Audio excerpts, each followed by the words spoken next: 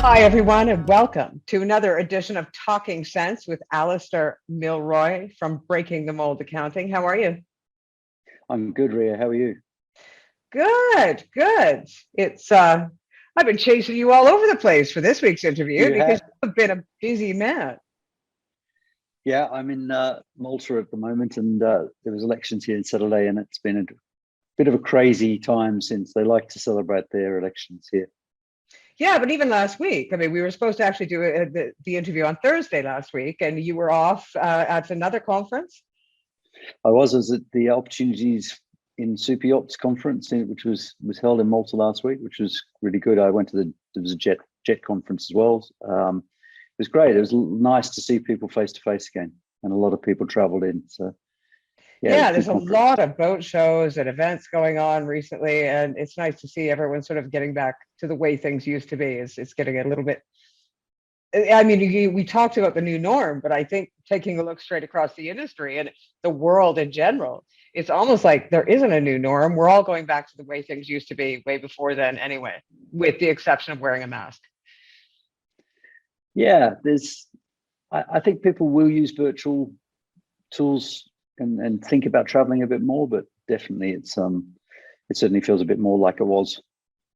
Yeah, And which is yeah, we've nice. got Palm Beach on at the moment, haven't we? There seems to be lots of reports back from, and seems to be a show I'd like to go to. Yeah, well, there's always next year. Exactly. Well, this week we wanted to talk about crew employment, pros and cons of a third party employer. Now, the first thing that I wanted to raise was of course, sanctions across the face of well, mainly Europe. Um, Now, there were news reports that the entire crew off Dilbar were sacked.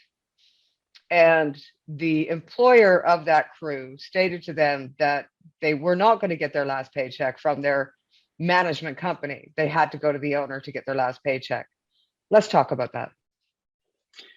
Yeah, it's a it's an interesting point. I did see the article that was in Forbes that referred to this, and there was clearly some emails that had come out from the employer that the press got hold of, and yeah, so normally a lot of people outsource their career employment, and there's a number of reasons for obviously administration, um, employment, particularly in MLC, can be tracking certificates and things. There's quite a lot of administration that needs to go on that is quite skilled, but I think also often that is outsourced to somewhere which is neutral for social security, etc. And that way the crew don't generally need to pay social security. There are exceptions to that. For France, particularly, you have to have some social security in place, and really you should for the whole EU. And what normally happens in these situations is the owner will contract with the employer, and the employer will then arrange for the administration, send out the contracts and the seafarers' employment agreements, do all the pre-employment checks, and each month we'll send a pay report to the owner and say, please, can you fund me for that month's payroll? And I think this is where it's interesting, because in the case of Dilbar or a yacht like that, where there's been sanctions were applied, then that stops the flow of funds from the owner to the employer, but it doesn't necessarily stop the obligation of the employer to its crew. So it's going to be interesting to see how that one plays out, because it's, I guess, where a question comes around these the crew employment and outsourcing it, because I think where you are going to do it, you have to be quite careful that you do actually have what substance with that crew employer, so that crew employer needs to demonstrate it is actually making the employment decisions. And again, we've seen cases come up with tribunals, etc., where it's been obvious that the owner's been making all the decisions and communicating with the crew. And in those sort of cases, it's likely anyone looking in a court of law will actually set aside the crew employment arrangements and say, well, you were clearly making all the decisions yourself. And we'll come back to, you'll be the person, and where the yacht is, well, that's where any complaint will be held. So administratively, it works. It does minimize social security risks as much as possible. It does put it in the hands of a professional, but in this sort of environment, you do have to question. You can't just walk away as an employer, even if you have a sanction involved. You've still got an obligation to pay those crew and get that fund that goes, which is something I think those companies need to really consider, because it's quite a big risk with the size of these payrolls. Well, and I'm probably going to get a lot of hate mail for this. What is the point of a yacht management company then, if, and I've seen it time and time again, and I've talked to so many crew, and you see yacht management companies, so easily wiping their hands of any issues that are going on. They walk away. They're getting paid X amount per month in order to look after the yacht, to ensure training, to ensure the crew are on board, to make sure everything runs smoothly. But the more money that they save on not doing what they should be doing on the yacht, for example, paying the crew what they should be paid, making sure that the training is given on the yacht, whether it be interior or deck or engineer, captain, etc., the extra training, they make sure that the most money stays in their pockets. And then if they have the ability to walk away when it gets into a situation like this, say, well, I'm sorry, go to the owner and get your pay cut. What is the point of a yacht management company? I think let's distinguish between a yacht manager and the crew employment companies, because they are often different companies. You can often have a yacht manager who will outsource that to a crew employer. Okay. Because those crew employment companies are in normally the Crown dependencies or somewhere which is fairly tax neutral. There are, saying that, yacht managers who obviously do crew employment and placement and etc. as well, or have their own white labeled solution. Effectively, they have someone running this for them in a jurisdiction such as the Isle of Man or Guernsey or Jersey. One of the selling points of it is it separates the ownership of the yacht from the crew employment, which should protect the yacht from crew employment disputes, etc., because you're actually putting an employer in place. But if you don't, it comes back to if that employment, or that employer isn't acting very much independently and demonstrating is the employer, it's very easy for anyone to look through that, set it aside and say, actually,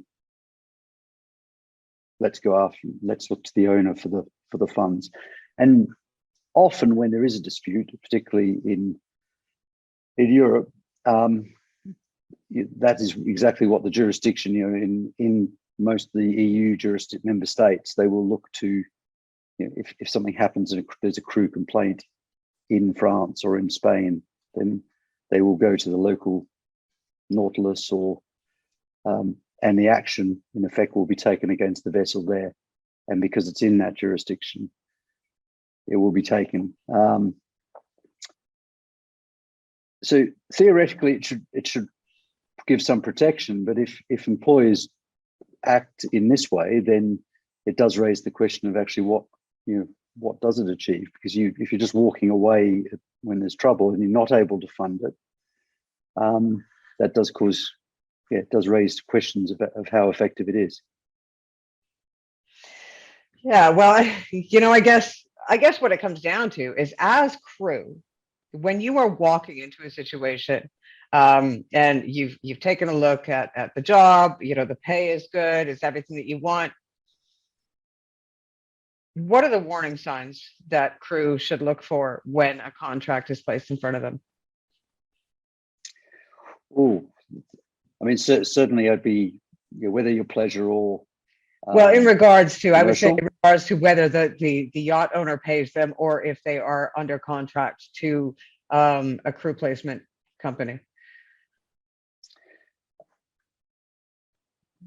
There's I think making sure they're fairly established is key, but also probably asking these sort of questions of what happens to my, to my annual leave allowance, because that's another big liability that is accruing, and leave on yachts tends to be higher than, say, office or onshore roles. So the liabilities can quickly, when I say liability, the amount of that's due to accrue for leave, particularly during the season, can grow to quite a big number.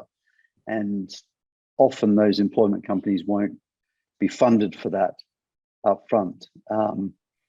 So yeah, there's some questions I think you can ask around that, what happens in this sort of dispute. I think it's difficult. It is ultimately difficult for crew, because if they often want the job, then you're not going to get the owner to change his employment arrangements. But it's worth working out. Look, knowing how many crew they're employing, what does happen in these sort of situations, what protection is there. Is it worth hiring a lawyer to take a look at that contract prior to signing and going on board? Look, it probably is. If I think, or at least understanding where that contract's come from. I mean, most of these contracts should have been looked at by flag state and approved. That gives, but I would certainly look at. It wouldn't hurt to get a lawyer to look at them. There was a time where it was fairly common to see that the law of the contract would be somewhere where the employer was. If you have a yacht which is permanently in an EU member state, it's fairly likely that sort of clause won't hold up. Certainly that's what past advice I've had is around that. If you're employed and spending 365 days pretty much in, or even over 180 days in one EU jurisdiction, then the contract won't stand up against that if it says you're employed somewhere under the flag. Yeah, I mean, that's where it gets kind of confusing, because say you're an American crew member and you are hired by a crew agency that is in France, and they are your employment agency, but the boat is flagged in Malta and the owner is Russian. How does that work? Say you have an instant of you're sexually harassed on board, or you're bullied on board, or you're not paid, or somebody takes your tips, or, whatever may happen. What legal jurisdiction is granted in regards to that crew member? Oh, you gave a number of different examples, and I'm just thinking through those there, but depending on what, it's likely that if a crew member's got a complaint, and particularly around, say, sexual harassment or bullying, then it's going to be in the state where that is.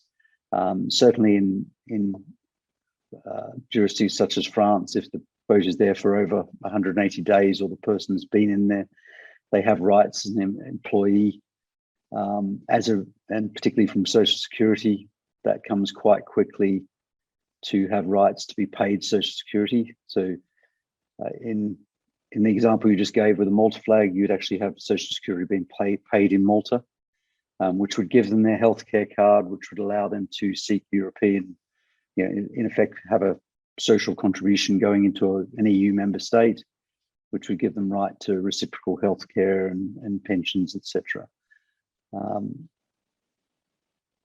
It's likely that any other, if there's a problem with employment practices and the yacht is spending a lot of time in one jurisdiction, that they would have a case there. It's very much confusing. as the employment, it's not as simple as working in a restaurant, or where in an office somewhere, etc. Because you are dealing with multiple countries more often than not when you work on a yacht, because the boat is flagged somewhere, the hiring company is somewhere, your management company is somewhere, you're from somewhere else. It does become difficult. The boat may be flagged in one country and spend most of its time in another completely country altogether. Yeah, there was a case. There was a case last year in the UK actually where it was it got quite a bit of press. It was there was a Guernsey employment company. I think it was Cayman flagged yacht with a Cayman owning company. It spent, and the captain was American, but it spent a lot of time habitually every year in sort of 6 months in the UK, and the owning the yacht, the UBO, the ultimate beneficial owner, was a UK non-domiciled resident. There was a dispute and the captain was dismissed, and he sought to have his tribunal hearing for discrimination held in the UK, and the employment company and the owning company wanted to be held outside of the UK because they were saying the employment's elsewhere, etc.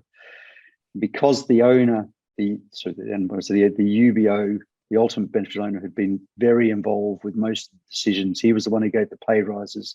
He was the one who handed the contract out. He was the one who dismissed him.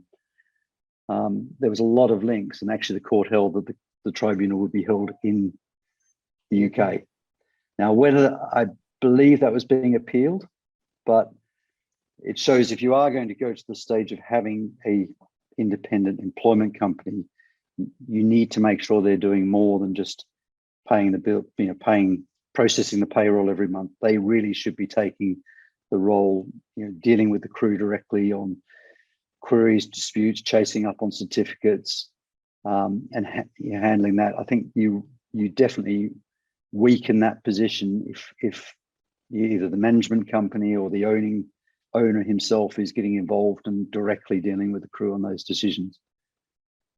I think it just weakens. Yeah, in the case of a dispute, people will look to, well, what's actually happening and who's actually making those decisions. And if it's seen that the employment company is really just a mailbox and isn't making those decisions, then it will get set aside. That particularly, I think in Europe, there's more openness in the legal system to set aside corporate structures than there is, say, in the UK and under English law. But having substance and having demonstrating that employment company is making those decisions and is taking those on will give the owner a more robust employment set up, and more likely that it'll be that employer who has to deal with that. So I think it does manage the risk in those cases, but you've got to operate it properly. Nothing is simple. Well, in conclusion, then, crew employment. I mean, which is it better or worse to have a third-party employer, in your opinion?